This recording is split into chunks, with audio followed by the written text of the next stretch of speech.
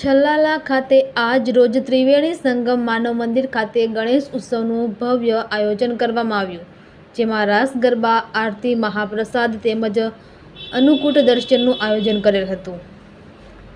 ત્યારે ગ્રામ્ય વિસ્તારના લોકો મોટી સંખ્યામાં ઉપસ્થિત રહ્યા હતા। ત્યારે માનવ મંદિર દ્વારા અનેક સેવકી પ્રવૃત્તિ કરવામાં આવી રહી છે। ત્યારે વર્ષ દરમિયાન મહાયજ્ઞ, કૃષ્ણ જન્મોત્સવ, નવરાત્રિ આ સહિતના અનેક કાર્યક્રમનું આયોજન કરવામાં આવતું હોય છે।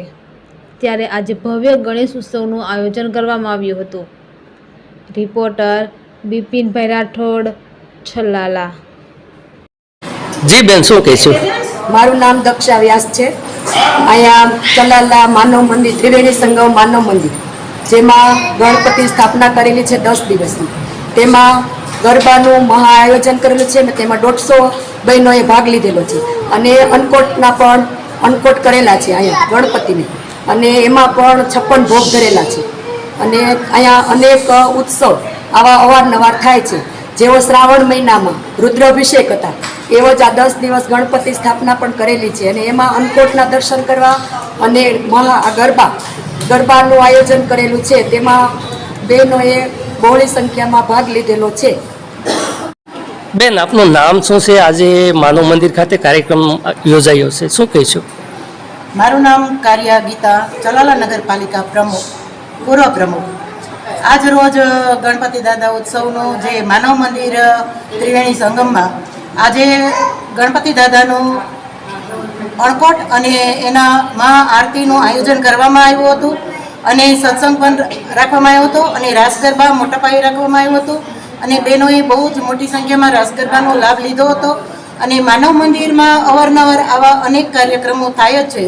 હજુ 15 દિવસ પહેલાં પણ અમે હવનમાં બેઠા હતા, અને હવનના કાર્યક્રમો થાય, અવારનવાર સત્સંગના કાર્યક્રમો પણ થાય છે। અને તેવી જ રીતે અહીંયા ભોજનનું પણ બારે માસ ચાલે છે, અન્ન ક્ષેત્ર ચાલે છે। માનવ મંદિરમાં ઘણી બધી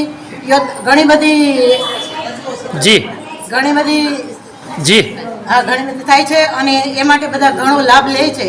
અને માનવ મંદિરના સ્ટાફનો આપણે વખાણ કરીએ એટલા ઓછા છે, કેમ કે સ્ટાફ પણ એવો જ સરસ છે કે અવારનવાર ગમે ત્યારે પ્રોગ્રામ હોય ત્યારે હરેક વખતે આમંત્રણ બધાને આપે છે, અને ગ્રુપમાં પણ નાખે છે, અને મોટી સંખ્યામાં બધા લાભ લે છે। આજે ગણપતિ બાપા મોર્યા એનું અણકોટનું પણ આયોજન કર્યું, તેમાં બધી સામગ્રીઓ બહેનોએ જાતે જ બનાવી હતી, અને બધા બહેનોએ બહુ મોટી સંખ્યામાં લાભ લીધો। અને આ બધું આયોજન મંજુ દીદી દ્વારા કરવામાં આવે છે।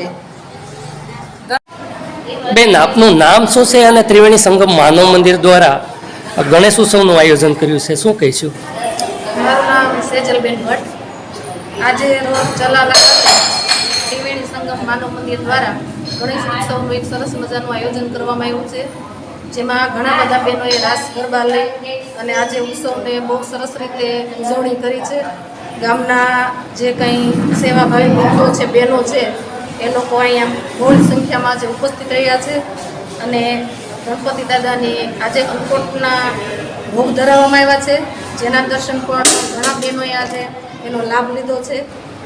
અને આજે સરસ મજાનો ઉત્સવ આજે માનવ મંદિર પરિવાર દ્વારા ઉજવવામાં આવ્યો છે, અને આનો આનંદ આજે બહેનોને કંઈક અનેરો છે અને ખૂબ ઉત્સાહ છે।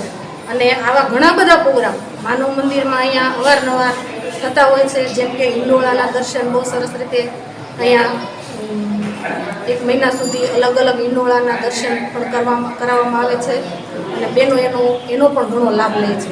બીજી સેવાકીય પ્રવૃત્તિ તો અહીંયા માનવ મંદિર દ્વારા અનેક હાલે છે, જેમાં અન્નક્ષેત્ર બહેનોને જે કોઈ પણ લોકોને 2 ટાઈમ ભોજન પૂરું પાડે છે, અહીંયા ફ્રીમાં જમાડવામાં આવે છે। અને એના બહેનો, એનો સ્ટાફ, એના જે કંઈ કાર્યકરો છે, ટ્રસ્ટીગણો છે, એ ખૂબ મહેનતથી, ખંતથી અને દિલથી મંદિર અને માનવ મંદિરમાં ખૂબ સરસ રીતે કામ કરે છે। બહેનોનો, બધાનો, એના કાર્યકરોનો બધાનો દિલથી આભાર માનું છું।